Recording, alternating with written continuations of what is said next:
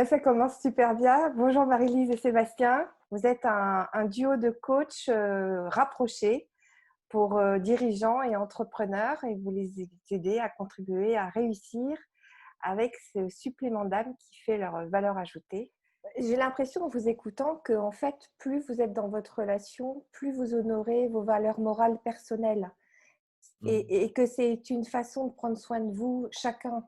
Il y a cette notion de partage, de liberté, de créativité, de respect, d'utilité, de concrétiser des choses. C'est plein de choses que j'entends chez vous, que vous nourrissez à travers vos échanges en fait. Il y a... Exactement.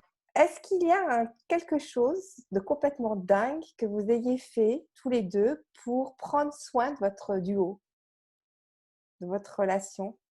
Moi, j'ai envie de dire déjà le truc le plus dingue qu'on ait fait, euh, c'était de créer l'Huméris. Alors, et créer l'Huméris, c'était de prendre soin de nous parce que c'était une forme d'évidence.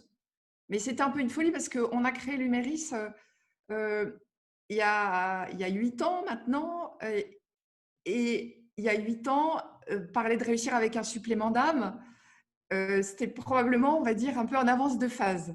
Mhm. Donc, on a absolument tout entendu, c'est-à-dire ça ne marchera jamais. Puis comme ça a marché assez rapidement, on nous a dit vous êtes fort, vous faites du business avec du vent. Enfin bref, on a eu droit à tout.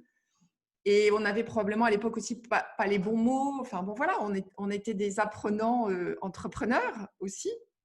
Mais je pense qu'on avait en nous cette évidence qu'on avait envie de travailler ensemble, qu'on se retrouvait totalement sur la puissance sensible qui est la nôtre et la puissance sensible que l'on retrouve aussi chez les dirigeants et les entrepreneurs qu'on accompagne.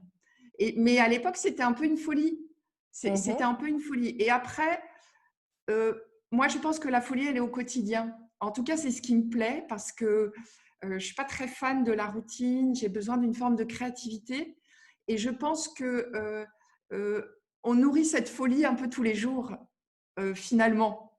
Ça ne s'exprime pas toujours de la même façon, mais euh, à chaque jour qui passe, j'ai l'impression qu'il y a ce petit plus, qui est ce petit grain de folie qu'on s'autorise.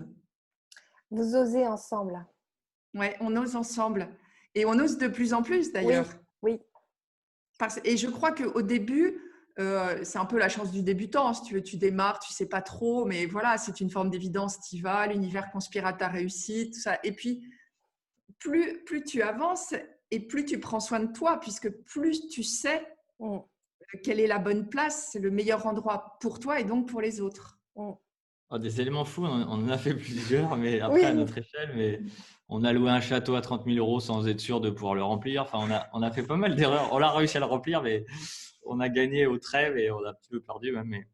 Mais on a tenté plein de choses, mais c'est aussi ça la joie de l'entrepreneur, c'est voilà, c'est de risquer, en tout cas des risques mesurés, mais de temps en temps, c'est de faire des pareils et puis de voir ce qui se passe. Ça nous fait explorer des choses à l'intérieur et c'est intéressant. Peut-être un autre élément, c'est que Marie-Lise et moi, par exemple, on a été capable d'aller au Costa Rica une semaine pour se former. Donc ça peut faire partie peut-être des aventures un peu folles qu'on a eues, avec une aventure, on va dire, un peu spéciale, mais en tout cas qui nous a permis de faire grandir. On se faisait coacher là-bas, mais ça a été un peu compliqué. Mais en tout cas, c'est dans les moments compliqués qu'on grandit. Donc, on a été capable de dire du jour au lendemain, OK, il y a un truc au Costa Rica, on ne sait pas trop ce qu'on va y faire, c'est du développement personnel, ça a l'air un peu étrange. Eh bien, on y va, on verra bien. Et puis, voilà, tout ce qui ne nous tue pas nous fait grandir. Et je crois que ce qui est intéressant, c'est qu'on s'autorise, au-delà du travail, à développer des projets passion qui n'ont aucun lien avec le financier ou avec l'entreprise, même si à terme, ça nous aide. Et on s'autorise vraiment à aller dans des conférences, des séminaires à plusieurs endroits du monde pour vivre nos projets passion qu'on a définis. Et à terme, on sait que ça vient nourrir l'activité. À terme, on sait que ça vient nourrir le duo.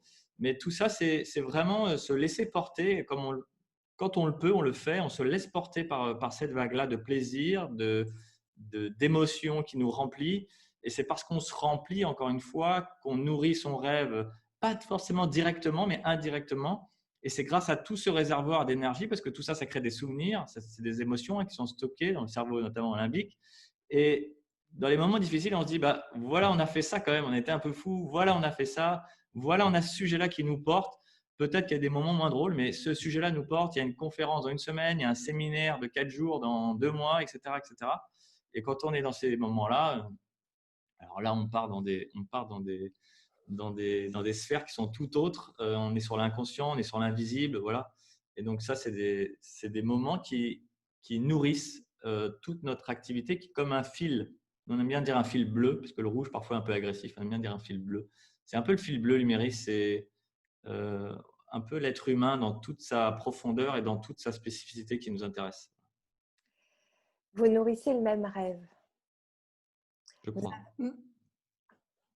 Et ça, c'est fabuleux. Merci infiniment pour cette émotion que vous me transmettez. À très bientôt sur les réseaux et puis sur des Zooms particuliers ensemble avec d'autres entrepreneurs.